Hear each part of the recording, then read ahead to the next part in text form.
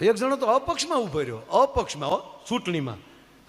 એટલે ભાઈ તને ટિકિટ નથી મળી તો શું કામ તને ઊભું લેવું, પાછો તોતડો.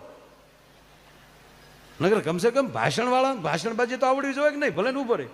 અને ઊભો રહ્યો સાહેબ પ્રચારમાં એ નીકળી ગયો, મિત્રો મારા જેવું જે તે તામ હોય તેજો, જે પ્લચ ન હોય તેજો. તો એક જણો ઊભો થઈને કે તારા બાપાના દાઢીના 2 રૂપિયા બાકી છે ભાઈ.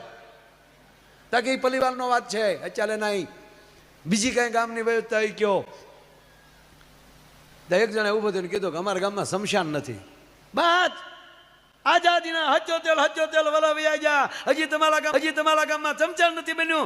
એક વાર મને તમે જીતા લીજો, તમારા ગામમાં ઘેલે ઘેલે ચમચાન બનાવી દે. લે તે ગામે મત નો દીધા ને માર્યો. જેને જે ફાવે એ કરો.